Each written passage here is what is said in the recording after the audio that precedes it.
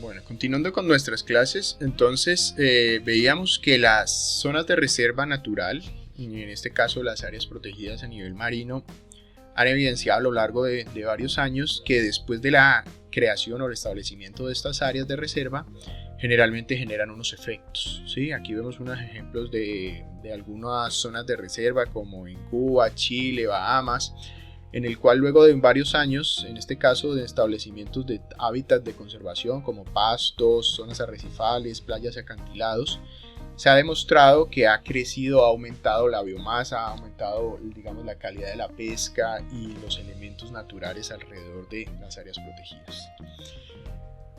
¿Cómo nosotros entonces planificamos el desarrollo de las áreas protegidas? Digamos, las áreas protegidas a nivel nacional y mundial generalmente son implementadas a partir de la legislación y las leyes de reservas y caracteres legales ambientales.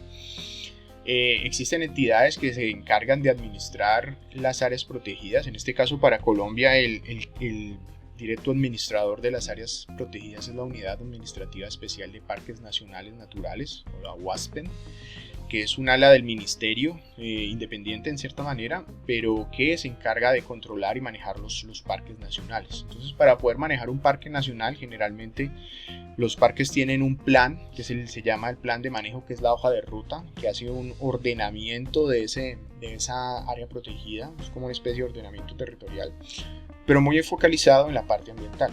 ¿Sí? Entonces se diagnostica, se hace un mapeo, se hace la selección de criterios y se hace el diagnóstico del estado del parque nacional desde el punto de vista técnico, científico. Digamos, se evidencia cómo está la vegetación, la fauna, la flora, el paisaje, y a partir de, bueno, y también la relación con la sociedad. Generalmente los parques, sobre todo en Colombia, tienen una relación directa con comunidades indígenas, con comunidades afro, con comunidades, digamos, campesinas, en cierta manera también con comunidades urbanas. Podemos ver un ejemplo aquí, Farallones está al lado de Cali. Entonces Cali es una área, entre comillas, que sería el área de amortiguación del parque, entonces también debe tener una relación directa con el parque. Y en la parte de planificación ambiental de Santiago de Cali se tiene en cuenta la visión del parque porque hace parte del municipio físicamente. Entonces el Parque Nacional Farallones está inmiscuido digamos, en esta visión. Entonces, cuando se hace el plan de manejo, se vela porque el área protegida, digamos en este caso un área marina, debe tener unas metas, ¿sí? Y unos manejos a cierto tiempo. Los planes de manejo generalmente tienen unos rangos de años, puede ser alrededor de 10 años. Entonces, dependiendo del área, se hace una planificación a futuro, pero esa planificación generalmente en el futuro, pues al siguiente plan de manejo puede cambiar. Generalmente la planificación de las áreas protegidas es dinámica. Se hace, digamos, una asignación espaciotemporal de actividades y de usos dentro del área protegida durante un tiempo y se evalúa a medida de lo que van pasando los años cómo se está comportando y si ha sido adecuado o no ese tipo de manejos. Otros ejemplos, digamos, de áreas protegidas que podemos encontrar, sobre todo asociados a lo que se denomina reserva de la biosfera. Las reservas de la biosfera son niveles de conservación, digamos, ya a nivel mundial.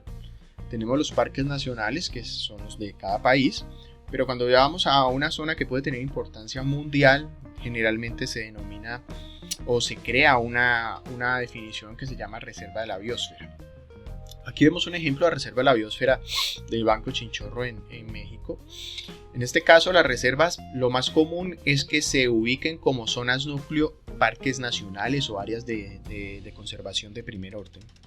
En este caso, a partir de esos parques nacionales, pues hay unas áreas asociadas, digamos el entorno asociado de esta área, en el cual se zonifica y se hace un manejo alrededor de toda esta gran área de conservación. Aquí en Colombia tenemos varias áreas. Una es la Seaflower, que ya hemos hablado, que queda en la zona de San Andrés y Providencia y en el litigio con Nicaragua. Tenemos el área del macizo colombiano, lo tenemos aquí en el sur del país, la zona de Mancayacu en la Amazonía, que también Mancayacu es un parque nacional. Toda esa zona tiene una zona de reserva, y la zona de la Ciénaga Grande de Santa Marta. Entonces, un ejemplo, la zona de la Ciénaga tiene como áreas núcleo de los parques nacionales. Entonces tiene al Parque Nacional Salamanca, tiene al Parque Nacional de la Ciénaga Grande, que es una zona de la Ciénaga, y si no estoy mal tiene alguna relación con el Parque Nacional Sierra Nevada. En ese caso, el área alrededor de la zona de reserva de los parques nacionales pues tiene otras zonas alrededor, digamos la ciénaga como tal. No toda la ciénaga está protegida por área de parque, digamos que está por fuera de la zona de reserva una gran parte de la ciénaga grande, pero sí está caracterizada como reserva de la biosfera. Entonces, las zonas cuando se caracterizan con reserva de la biosfera también se hacen una zonificación. Aquí vemos entonces que tenemos zona de pesca, zona núcleo, zona de buceo, zona de pesca artesanal. Estas subdivisiones entonces nos traen a que dentro de las áreas hay ciertos manejos que se pueden dar, ciertos usos. Digamos, acá tenemos zona de buceo, entonces en este caso se puede hacer buceo. Aquí tenemos zonas de áreas protegidas que probablemente solo se puede hacer uso de conservación. Y distintas zonas de pesca cooperativa, entonces me imagino que aquí los pescadores pueden hacer uso de la pesca. Y digamos sucesivas maneras en las que un área protegida se puede llevar o se puede manejar. Generalmente se asocia entonces el plan de manejo a un proceso en el tiempo que generalmente se va actualizando a través de las experiencias sobre cómo se han dado los manejos en las distintas áreas, ¿sí? Entonces, si nosotros tenemos un área de conservación y esa área ha sido bien manejada, se está conservando, se está mejorando o no, generalmente ha tenido degradación o entrando gente a talar y todo eso, entonces ahí se verá cómo se va en el tiempo evaluando ese comportamiento.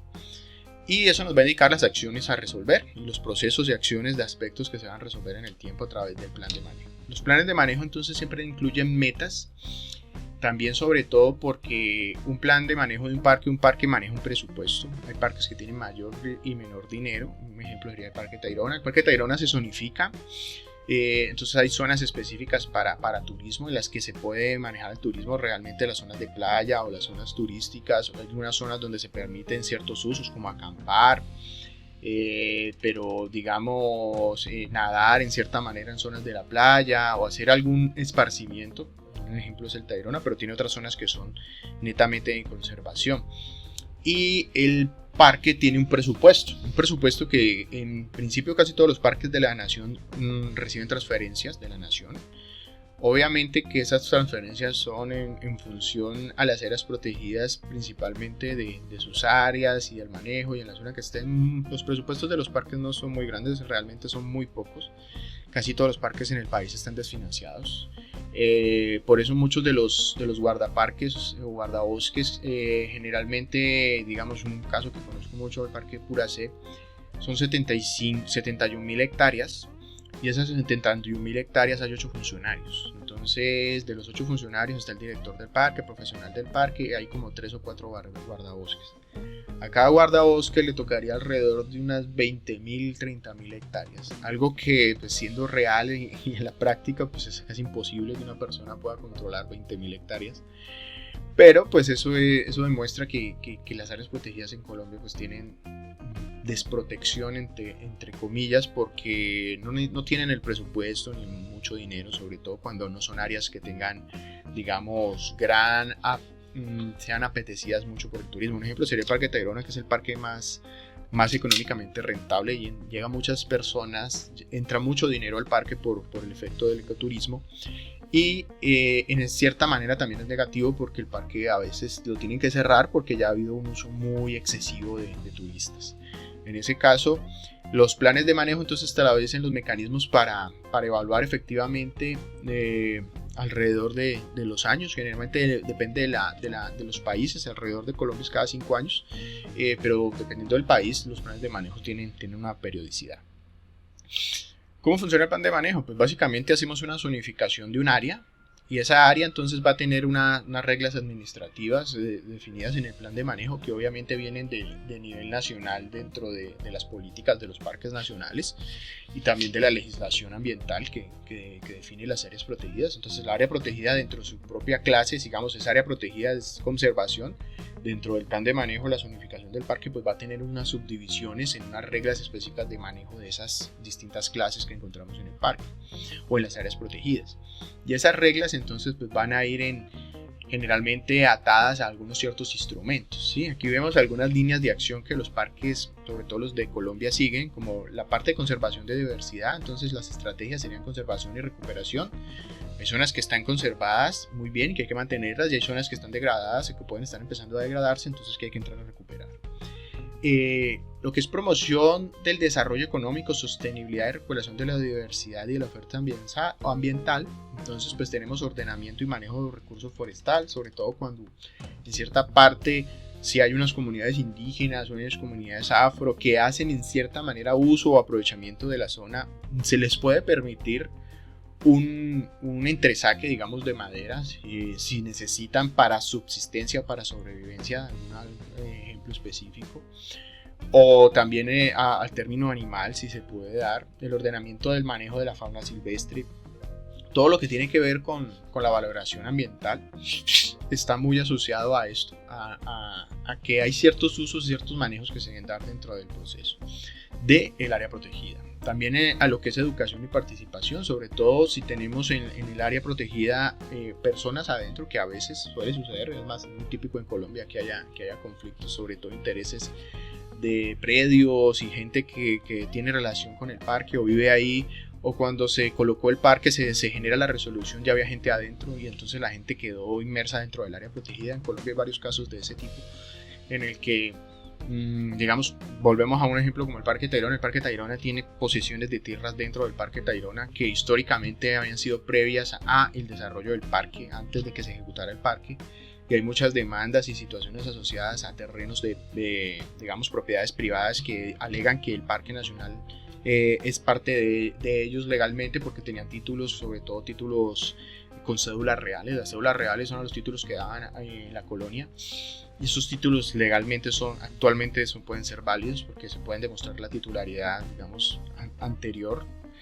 Y ese tipo de titulación en muchos parques nacionales tienen problemas, sobre todo de títulos reales, y también conflictos con áreas de traslape, con resguardos indígenas o con zonas de las comunidades negras. Entonces hay problemas de límites y situaciones que se dan ahí. En ese caso, las zonas, sobre todo cuando un parque nacional tiene una fuerte zona limítrofe con comunidades, entonces pues hay mucha parte de educación ambiental, la estrategia de manejar el parque, del área de influencia y la zona de amortiguación. Entonces tiene una gran estrategia de educación para que no se afecte, digamos, las zonas cercanas al parque, que tarde o temprano terminarán generando repercusiones al área protegida, digamos lo que se denomina la zona de amortiguamiento. Un ejemplo es aquí el Valle, que tenemos al parque al lado de Cali. El límite entre el municipio y la zona de reserva, pues ahí está el área de amortiguamiento, que puede haber veredas, pueden haber zonas donde hay personas. Entonces si hay cultivos, quemas y ciertas situaciones, entonces hay que tener en cuenta que una quema puede descontrolarse y subirse hasta el parque y hacer una quema, digamos, un incendio muy grande. Entonces esas zonas de amortiguación deben ser manejadas principalmente a través de la educación, la participación, talleres, se incluye a la gente en la zonificación, en los procesos sociales que tienen que ver con relación directamente al parque, de las zonas que están en las áreas de amortiguación. Indiscutiblemente la generación de conocimiento, generalmente los planes de monitoreo de los mismos parques son realizados por los profesionales de los parques y por la academia, por los equipos científicos, por las corporaciones, por los institutos de investigación, por las universidades que van al parque, a las áreas de reserva, se hacen análisis, se estudian las capacidades biológicas, bióticas, se hacen los análisis de todo tipo, y ese conocimiento entonces fortalece a la misma área protegida, sobre todo para la parte de zonificación, porque sabríamos desde el punto de vista técnico y científico cómo está manejándose el parque. Y finalmente la parte de gobernabilidad, porque obviamente los parques se manejan a través de una entidad administrativa que es la unidad de parques.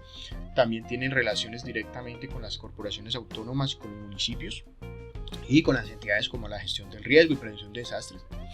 Recordemos entonces que un parque nacional pues puede incendiarse, puede tener procesos de desestabilización también que pueden afectar a las áreas colindantes o al mismo parque. Entonces también debe tener en cuenta la gestión del riesgo. También hay muchos problemas asociados a los parques nacionales como zonas de cultivos ilícitos o zonas digamos, grupos armados en los que utilizan los parques nacionales de refugio. Entonces esto también tiene una dinámica asociada a todo este proceso. Pero principalmente el plan de manejo, nuestra visión está hacia la conservación. Entonces tenemos dos grandes metas, que una es conservar y otra es recuperar. Cuando tenemos la parte de conservación, entonces tenemos conservación de ecosistemas estratégicos, ordenación de actividades, en el caso de la parte de marina, el buceo. El buceo puede ser bueno, puede ser usado de manera científica, también de recreación, pero también puede causar un cierto impacto. Identificación y establecimiento de nuevas áreas de protección. Generalmente cuando el parque también se puede plantear, digamos que cuando se hizo la zonificación y se creó el parque, se empieza a establecer que hay una zona muy dinámica hacia un sector que está por fuera del parque. Podría ser que esa zona nueva sea muy importante, entonces tratamos de establecer áreas de expansión del parque. Los parques nacionales se pueden expandir, no es muy típico que se haga, pero se puede hacer. Si de pronto existe o se dan cuenta que alguna zona muy importante por fuera del parque tiene una importancia ecológica y no está protegida, podría llegarse a expandir, a aumentar el área del parque para tratar de abarcar esa área cercana que de pronto no quedó representada. Y las zonas de recuperación, pues entonces lo que vemos, un ejemplo en parques, lo más típico es donde hay zonas de cultivos ilícitos, que se trata de recuperar esa zona porque el cultivo ilícito se mete en el parque, tala el bosque, hacen el cultivo, como es una zona entre comillas aislada, pues lo evitan entonces la presencia de colonos o evitan la presencia del ejército de ciertas zonas porque están en teoría camuflados.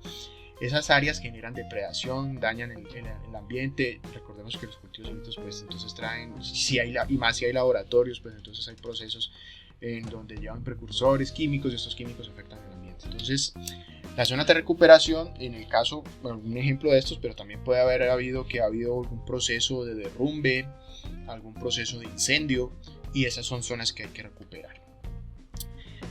En los parques nacionales, y digamos que en todos los entes a niveles o de calidad ambiental o de entendimiento del ambiente, existe sobre todo en las áreas de los planes de manejo en un parque nacional algo que se denomina objetos de conservación.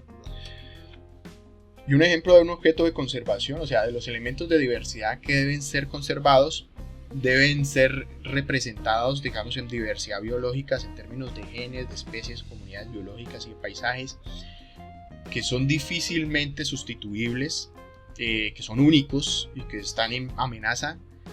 Generalmente son los objetos de conservación. Hay muchos objetos de conservación en el país.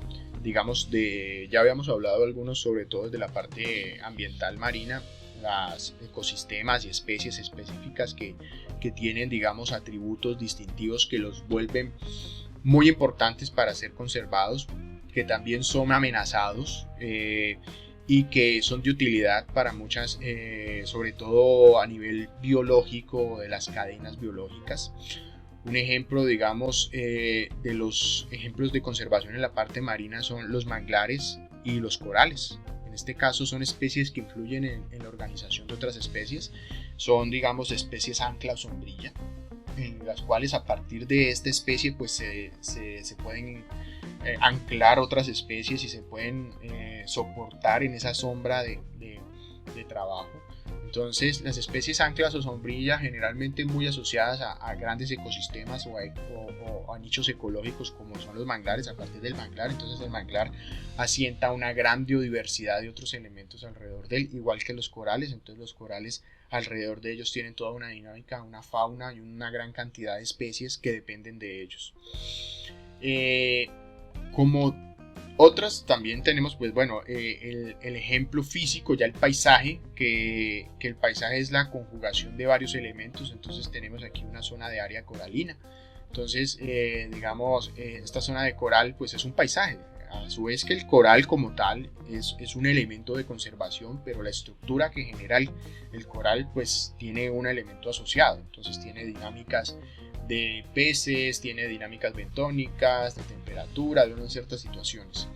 Los paisajes generalmente son la suma de varios elementos. Si lo vemos en términos físicos sería entonces la geomorfología, vemos la parte de cobertura, vemos la parte biótica, vemos la parte del clima, vemos la parte de la topografía, y toda esa mezcla genera un paisaje.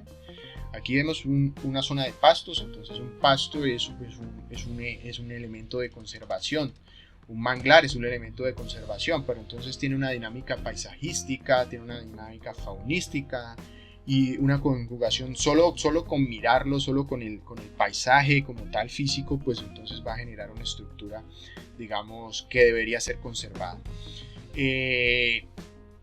Los paisajes generalmente se asocian a la conservación de un elemento como la comunidad con la cual está relacionada. Aquí vemos entonces paisajes marinos en los cuales están las praderas de pastos y las zonas coralinas, y zonas intermareales como son los estuarinas, que tenemos el paisaje asociado a las zonas de montañas.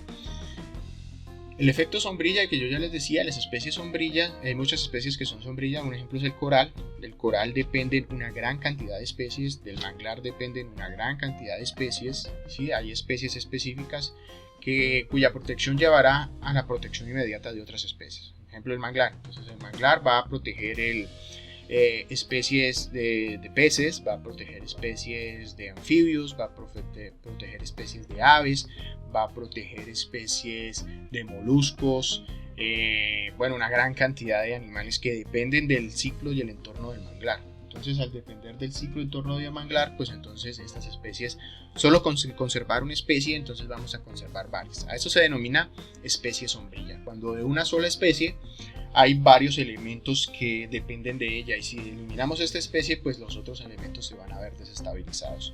Por eso son muy especiales. Tenemos especies carismáticas, que digamos que esto ya va más a las características, digamos, de la atracción, sobre todo para las personas y para la parte de la educación ambiental y del ecoturismo. Un ejemplo pues son algunos animales, el delfín, que es, digamos, la especie más representativa por esa interacción que tiene con los seres humanos, pero existen otros animales que llaman mucho la atención, como la tortuga o los tiburones. En ese caso sirven, digamos, en nuestra presencia, en nuestra área hay importancia de conservación para este tipo de alimentos, son muy importantes. Digamos, si nosotros vemos unos ejemplos de especies que a su vez son importantes y carismáticas, sobre todo los encontramos en el Amazonas, que es el delfín rosado. El delfín rosado es un delfín, obviamente, especializado, que quedó aislado hace cientos de miles de años en el Amazonas, cuando el Amazonas estaba conectado, digamos, al océano, y los animales se quedaron aislados y entonces evolucionaron para vivir en los ríos. En este caso los delfines rosados pues tienen una importancia digamos ecoturística, una importancia para los indígenas, una importancia para el ecosistema, etc. Entonces también son especies importantes y especies carismáticas. Las especies bandera son estas entonces muy representativas para un lugar. Entonces ustedes obviamente, si les digo Bahía Málaga, lo primero que se van a imaginar es ballenas. O si vemos Bahía Solano, también entonces ballenas. O si les digo flamingos, Parque Nacional Natural Flamingos Rosados, pues obviamente que es una especie representativa de esta zona, los flamingos rosados, porque son lugares donde los flamingos se establecen. Otro ejemplo sería de especie representativa el Parque Nacional Cueva de los Guácharos. Los guácharos son un pájaro que vive en cuevas y que son representativos de este tipo de zonas, de las zonas del Parque Nacional de los Guácharos. Entonces sería especie bandera cuando nosotros reconocemos rápidamente a una especie representativa de un lugar, generalmente asociada a la zona de conservación. Si lo vemos en los casos de Colombia, hay varios parques que nombran inclusive su especie bandera, como el Parque Flamingos o el Parque Cueva de los Guácharos. Las especies indicadoras que encontramos generalmente en las áreas de los ecosistemas son especies muy sensibles, que nos pueden mostrar que algo está pasando en el ecosistema, generalmente se está desestabilizando. Un ejemplo son los corales. Cuando el sistema se empieza a desestabilizar, los corales son muy sensibles a los cambios de temperatura. Por eso uno de los indicadores de cambio climático más grandes que hay son los corales. Los corales alrededor de todo el Caribe y en la Gran Barrera de Coral y en muchas partes donde hay corales se están empezando a morir. Se está dando algo que se llama blanqueamiento de coral, que es esto que vemos aquí. El coral empieza a volverse blanco, a morirse, ¿sí? Entonces que se llama blanqueamiento porque queda expuesto su esqueleto. Recordemos que el coral es un cuerpo calcáreo, ¿sí? Genera carbonato de calcio, fija carbonato de calcio y hace un esqueleto de calcio, una barrera calcárea. Entonces, este coral, que es básicamente un animal que forma un esqueleto calcáreo, cuando muere solo queda el esqueleto. Entonces aquí vemos un coral que está muriendo. Esta zona es ya el esqueleto expuesto. Eso se llama blanqueamiento de coral, cuando el coral queda expuesto. Y esto es un indicador del que el blanqueamiento, las temperaturas están empezando a cambiar. Los corales son muy sensibles a las temperaturas del mar, del agua. Y entonces por 1 o 2 grados que cambie, eso hace que el coral empiece a morir. Y también la acidez. La temperatura está muy relacionada también con la acidez y el pH del agua. Entonces eso hace que también se altere la acidez, se altere la temperatura, los corales se blanquean. O animales muy sensibles también como los flamingos, ¿sí? Si el ecosistema empieza a degradarse, los flamingos empiezan también a afectarse. U otros elementos, aquí tenemos pastos, algas, que empiezan a señalar perturbaciones, ¿sí? No necesariamente animales buenos que están en el ecosistema, también se empiezan a ver entonces señales de animales que empiezan a alterar el ecosistema y son indicadores de alteración.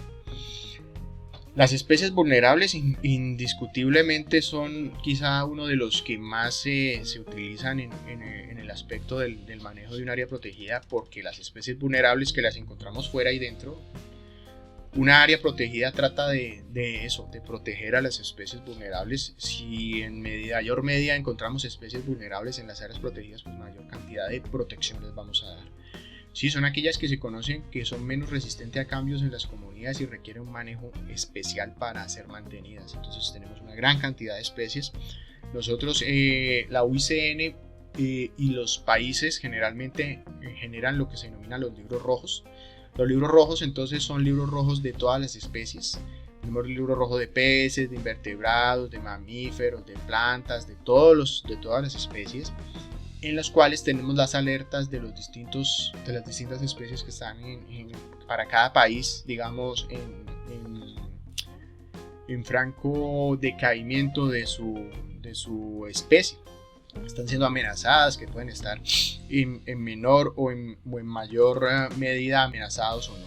Entonces, en ese caso, los libros rojos pues nos sirven para entender y para ver cómo están ciertas especies. También tenemos especies que son muy importantes, digamos las especies de importancia económica, sobre todo para la pesca tradicional o para la pesca industrial.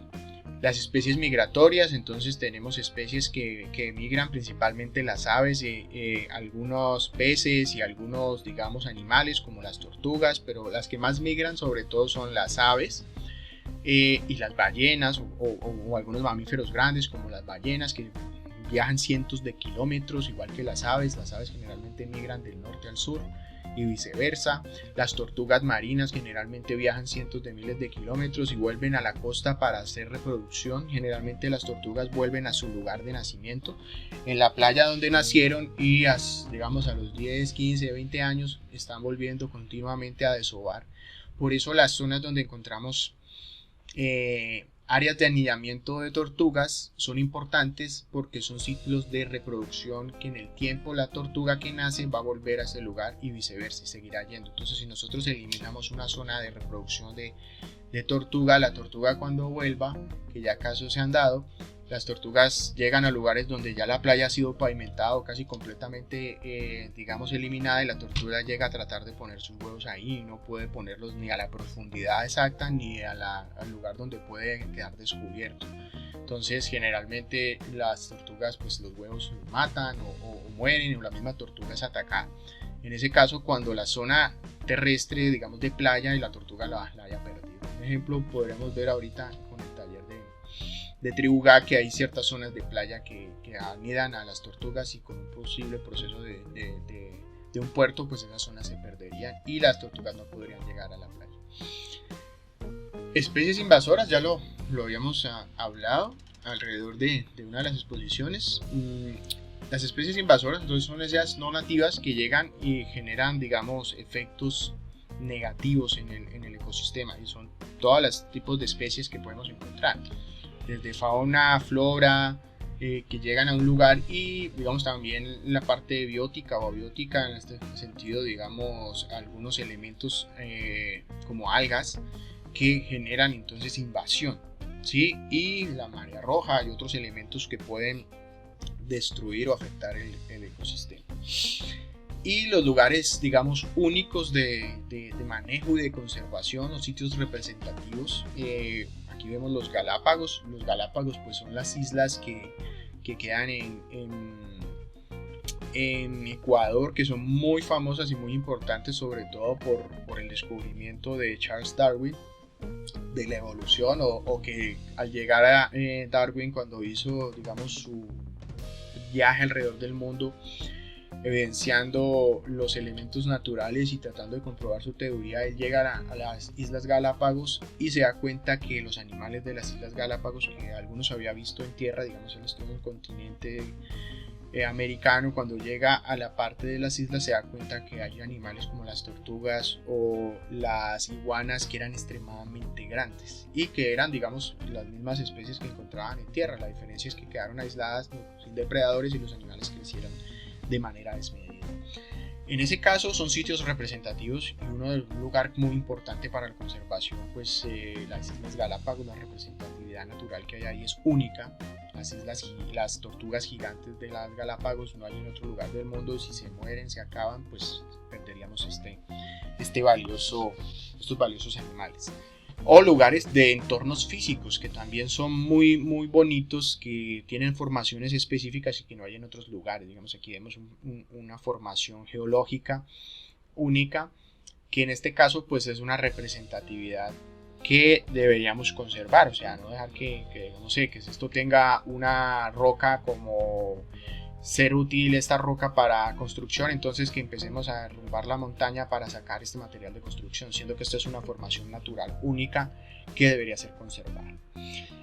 También es importante que las áreas pueden estar envueltas en procesos físicos, en los cuales si alteramos un proceso físico puede derivar entonces en una alteración de otros ecosistemas. Entonces un ejemplo son las zonas de surgencia, las zonas de torbellinos o las corrientes. Las zonas de surgencia es una corriente generalmente asociada a los fondos del mar, que genera unas corrientes muy específicas que tienen una gran cantidad de nutrientes, y la surgencia viene del fondo del mar, llegan a ciertos puntos y surge hacia la parte superior de las capas externas de la parte marina, digamos, llevando nutrientes desde el fondo del mar hasta la parte superior, y eso trae toda una dinámica de pesca. Generalmente la surgencia entonces es como un proceso que desde las corrientes, digamos, más bajas o más frías dentro del mar, generalmente hay una explosión de nutrientes. Esos nutrientes se llevan por corrientes y surgen en algún punto, y ese surgimiento va a tener entonces una explosión de alimentos, digamos, de fito y de zooplancton, que a su vez entonces traerá a otros animales y a su vez traerá a otros animales. Generalmente los fenómenos de surgencia son muy apetecidos porque generan una explosión repentina de biomasa. Entonces empieza como un proceso a partir de ciertas corrientes. Generalmente se da repetitivo en el tiempo. Nosotros tenemos la riqueza en la pesca que se da sobre todo en el Pacífico. Una de las explicaciones son los procesos de surgencia que se dan asociados a la corriente de Humboldt. La corriente de Humboldt en algún momento eclosiona toda la riqueza marina a partir del fito y el zooplancton, y esas corrientes entonces hacen que cientos de miles de microanimales se alimenten de ellos, y a su vez otros animales, llegando obviamente al nivel máximo de la cadena. Por eso las ballenas vienen por todo el recorrido del Pacífico, porque tras las ballenas siguen las surgencias, las corrientes de Humboldt, que generan una gran cantidad de alimento, y obviamente la ballena lo sigue. Entonces, un ejemplo de estas corrientes que llegan hasta acá, hasta Colombia, es la importancia básicamente del fenómeno de la surgencia, que coincide con ciertos ciclos naturales y con ciertos ciclos de animales, y eso es importante conservarlo. Entonces hay que entender también estos procesos. Hay que entender también las anomalías ambientales, principalmente los cambios de temperatura, los cambios de topografía, los cambios de la concentración de clorofila y los cambios de la acidez del agua, porque ya lo veíamos que hay ciertos elementos que terminan alterando los ecosistemas. Si nosotros nos damos cuenta básicamente con el cambio de temperatura, ahora que vamos a fenómenos en el niño o niña, en este caso el próximo año se va a configurar la niña, perdón. Eso es un cambio en la temperatura del océano Pacífico, que estos cambios también tienen procesos que equivalen y son en cierta manera paralelos con los procesos biológicos como las urgencias, las corrientes de Humboldt, que también tienen que ver con el efecto del Enso del Niño. Y esas anormalidades, que cambios en temperaturas, pues entonces nos van a traer ciertas repercusiones no solo a nivel marino, sino a nivel mundial, digamos temperatura, clima, regulaciones, desastres, lluvias, precipitaciones. Entonces todo está relacionado. Y otros elementos como sitios de pesca muy importantes, sitios donde se hace los procesos de reclutamiento, en este caso si hablamos de especies que empiezan a generar derivación de especies, ya sea de fauna o flora.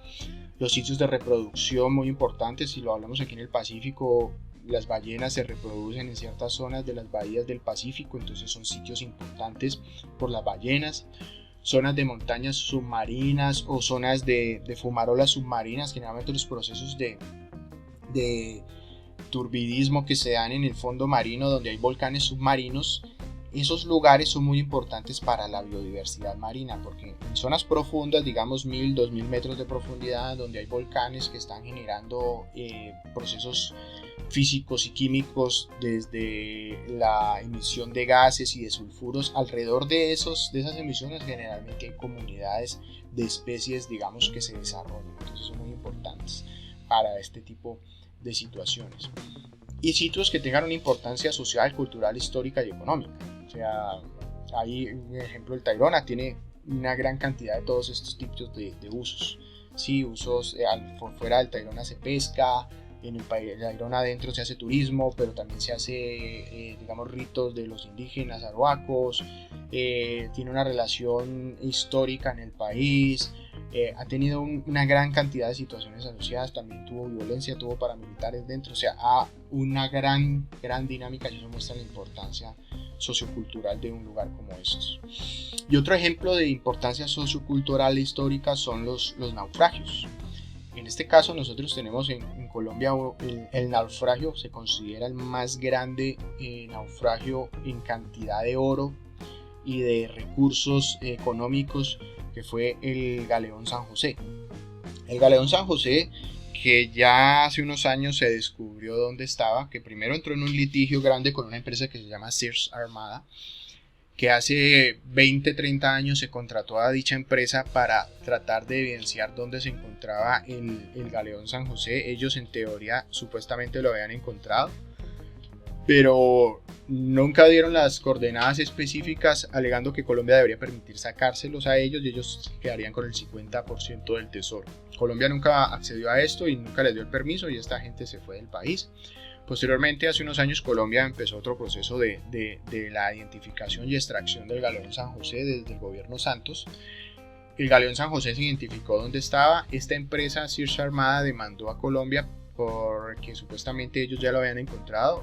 Parece que en la demanda ellos dieron unas coordenadas y en la realidad el tesoro estaba en otra. En ese caso, hasta ahora se ha desestimado esa demanda. A partir de haber encontrado el Galeón San José, pues entonces empezaron otras naciones a hacer peticiones, principalmente España. Recordemos que Galeón San José era un barco militar, que a su vez era un barco militar y un barco comercial o mercante. Actualmente esta característica de barco mercante y militar no existe. O un barco es militar o un barco es mercante. No puede ser mercante y militar, pero anteriormente, pues por los piratas y por todos los procesos de los tesoros que llevaba el barco, pues el barco era básicamente un barco militar que servía para llevar mercancías, en este caso oro y lingotes y todos estos tesoros. España alega que debe tener derecho a sacar el barco, uno porque es un barco de propiedad de bandera española, es un barco militar y que murieron unos navegantes españoles, entonces que ellos tenían derecho a rescatar sus cuerpos, que ya no deben estar sino nada, la calavera lo mucho, pero el gobierno español pretende que en teoría el barco sea, digamos, expoliado por ellos, porque ellos son los dueños en teoría del barco.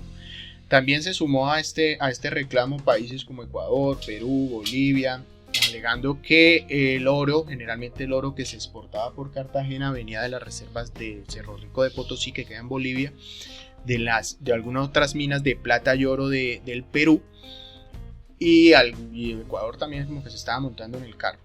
En este caso, ellos reclaman que hay vestigios indígenas, culturales, que son de ellos, y entonces que Colombia debería permitir que cuando saquen el tesoro, darles a ellos lo que tengan que reconocerles, digamos, de todo el expolio tradicional. En términos legales, Colombia tiene la potestad. Si recordamos hace un tiempo, en las clases pasadas, esta área del Galeón San José está sobre nuestro mar territorial, sobre las aguas interiores del mar territorial, así que por reclamos de aguas internacionales nadie siquiera se puede venir a acercar a la zona donde está está restringido militarmente el acceso. Generalmente me imagino que las patrullas de la Armada y todos estarán constantemente por esa zona verificando que no haya ningún barco que de pronto esté tratando de pasarse de listo. En este caso el barco está a 180 metros de profundidad frente al área de la costa de las Islas del Rosario. Es el barco más grande en teoría con un tesoro hundido, porque cuando el barco salió de Cartagena, el barco fue atacado por los piratas ingleses. Ya había otro barco, otro galeón ya había sido atacado previamente, y ese galeón lo habían, digamos, herido, le habían causado un gran daño, y cuando el San José salió, al otro galeón que estaba herido lo cargaron, o sea, le cargaron todo el tesoro y lo pusieron en el San José. Así que el San José llevaba su tesoro más el tesoro que le cargaron del otro barco que habían atacado, más que cuando se llevaban los barcos llenos de oro no se declaraba generalmente la gran cantidad de oro que llevaban, siempre se llevaba algún oro que no se había declarado. Entonces, si sumamos a esto, el barco iba extremadamente lleno de tesoros, iba lleno, repleto de oro. Tan así que el barco, cuando lo atacan saliendo de Cartagena, porque lo hunden en el frente de las Islas del Rosario, el barco se hunde inmediatamente, porque tenía tanto peso que se fue para el fondo del mar. Ya se identificó dónde está y está en el proceso de sacarlo. Aquí vemos una de las imágenes de ese tesoro, en la que vemos pues que hay unas ánforas y hay ciertas situaciones. En ese caso el tesoro ya está identificado. En teoría Colombia lo que hizo con Santos fue una empresa mixta con unos contribuyentes internacionales, que ellos pagaban el sacar el tesoro y se les daba un porcentaje de lo que no se considerara tesoro. En ese caso, Colombia declaró unas leyes de que todo lo que se encontrara en el tesoro sería considerado patrimonio sumergido, o sea, patrimonio, y al ser patrimonio no puede ser vendido. Entonces ahí hay un litigio, quedó esto como de que se iba a sacar o no. A la final no se veía cómo se le iba a pagar a la gente, porque sacar el barco es extremadamente costoso. En esta ley que se promulgó hace unos años del patrimonio sumergido, entonces quedó declarado que todo el tesoro se declararía como patrimonio histórico y cultural. No se puede vender ni una moneda en teoría. Santos, cuando declaró la ley, sí, que lo que no se declarara como patrimonio se podía vender.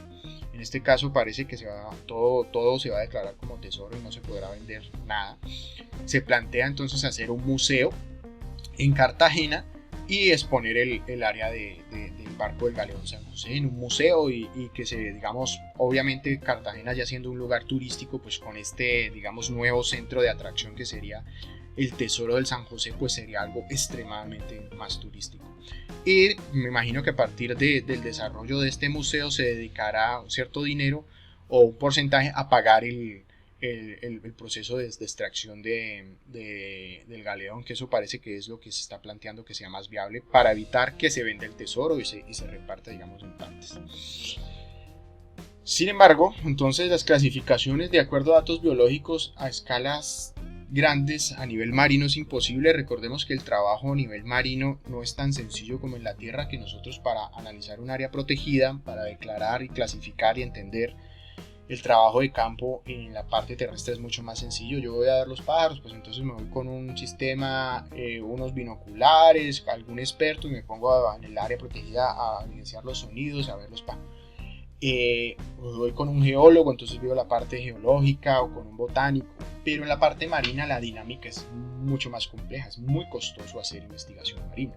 Necesitamos barcos especializados, equipos especializados, personal técnico extremadamente especializado, conocimientos muy técnicos, muy avanzados y tecnología muy avanzada. Entonces es más complejo adquirir los datos en ese caso. Por eso clasificar los sistemas marinos y los hábitats marinos es muy complejo, principalmente porque necesitamos información de las estructuras. Si nos damos cuenta, el mar es un medio no natural para nosotros los seres humanos. Entonces el recolectar información, el analizar el espacio marino es complejo, muy complejo, relativamente difícil y principalmente costoso.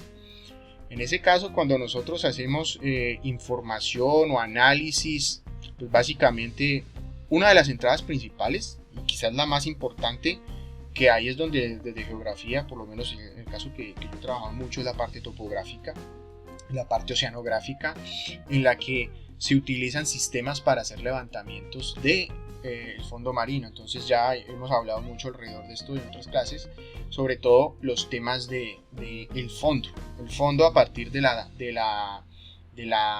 sondeamiento del fondo a partir de batimetrías. Pero en la batimetría también se genera también otro tipo de elementos, como son los backscatter, que si recuerdan, en sensores remotos tenemos dos tipos de sensores, los activos y los pasivos. En los activos generalmente son los que envían señales, y en la parte marina pues tenemos los activos, que son los que envían señales acústicas. Pero esa señal acústica, aparte de reflectar contra el fondo y darnos la forma, también nos sirve para evidenciar ciertos elementos como la dureza del fondo. Entonces, si un fondo es duro o es fondo blando. Desde el punto de vista biológico, el fondo duro y el fondo blando es muy importante porque hay ciertos animales y cierta fauna y ciertos ecosistemas que se asocian más a ecosistemas duros o blandos, a fondos duros o fondos blandos. En ese caso, con una información batimétrica básica como la profundidad y la dureza, vamos a obtener primero las formas del relieve que nos indicarán entonces zonas montañosas, cañones, valles, plataformas, etc. Y las pendientes que nos indicarán los sitios más importantes, sobre todo para el asentamiento de ciertos animales. Esa topografía del suelo pues no es lo mismo, si vemos aquí un corte digamos topográfico, no es lo mismo la zona de cañón que la zona digamos de abanico. En el fondo marino también hay abanicos, como hay los abanicos aluviales que encontramos en la tierra, en las montañas. Encontramos zonas de pendientes, zonas continentales. En todos estos elementos encontramos distinta biodiversidad marina, ¿sí? Hay animales que son digamos más de zonas de cañones o zonas de pendientes, ¿sí? La configuración topográfica del fondo va a estar muy asociada también a ciertas características animales y de digamos la riqueza.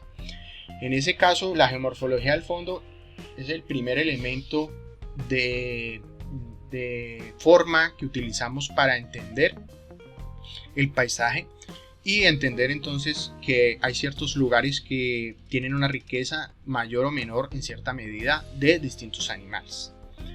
Cuando nosotros hacemos entonces también el proceso de la parte geomorfológica, para eso utilizamos la batimetría, y con el backscatter, que es este que nos dice que es duro, que es blando. El backscatter es básicamente una imagen de radar que nos da la intensidad del fondo, como nos puede definir la dureza o la blandeza, digamos, si la palabra es un poco inventada.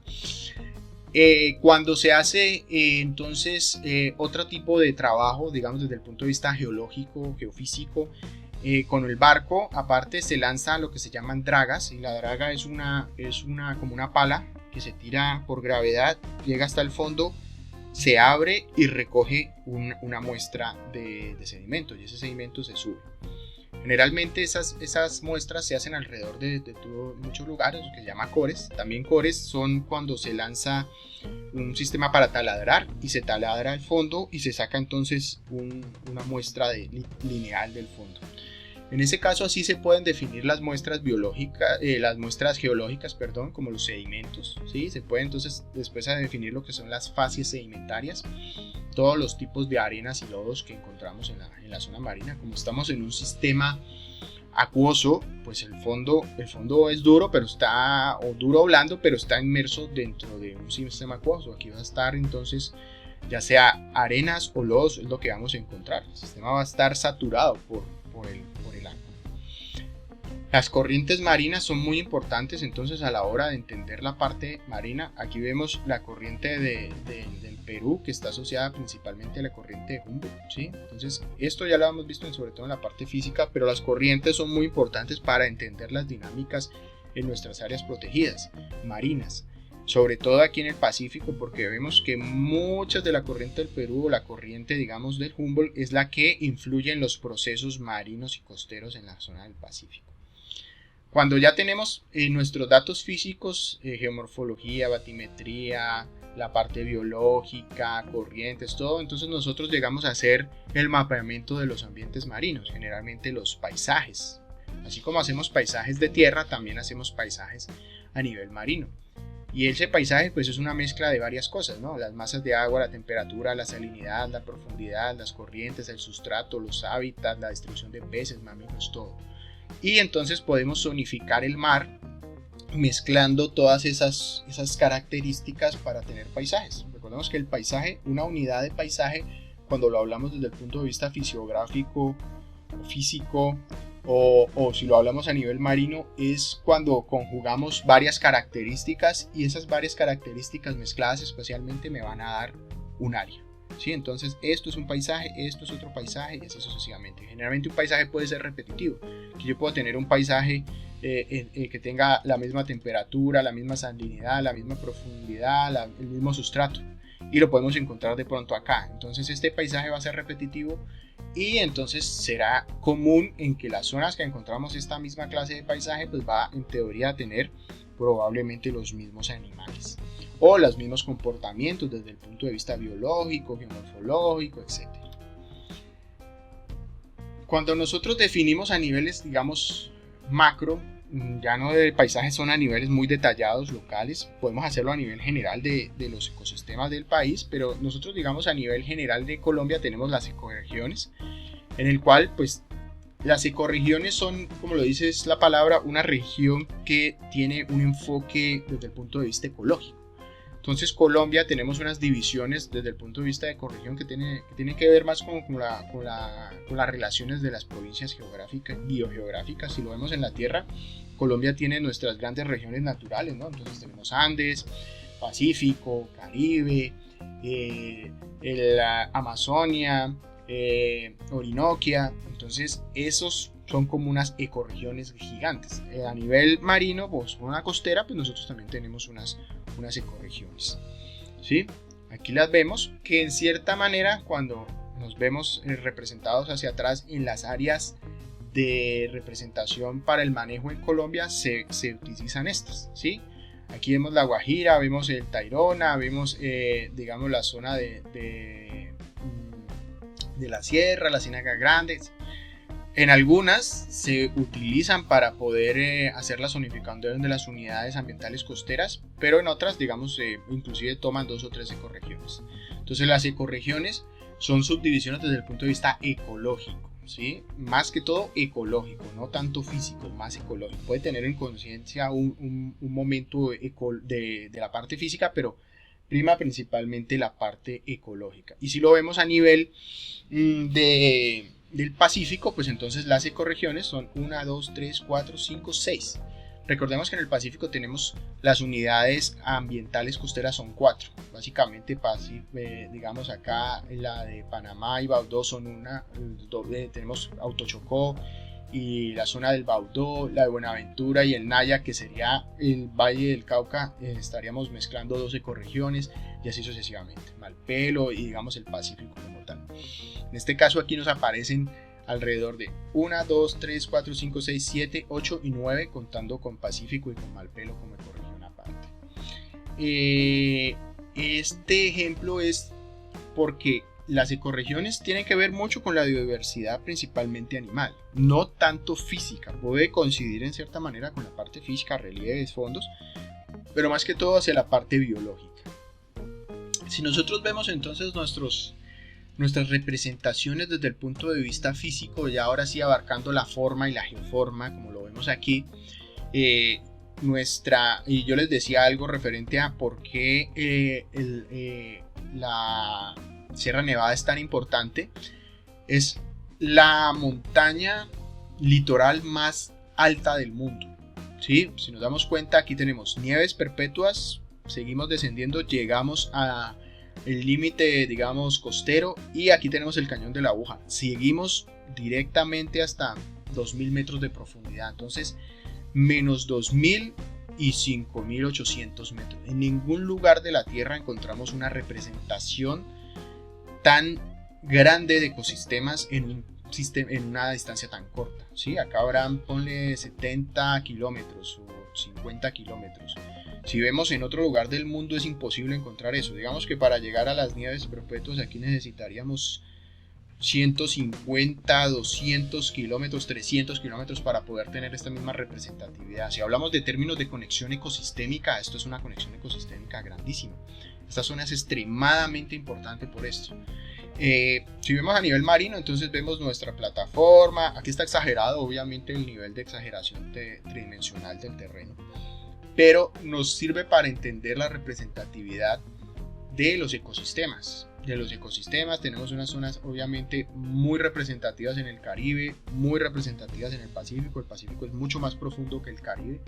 En el Caribe tenemos profundidades más o menos hasta de 3.000, 4.000 metros. En el Pacífico podemos llegar hasta más de los 5.000 metros. Entonces es mucho más valioso en teoría.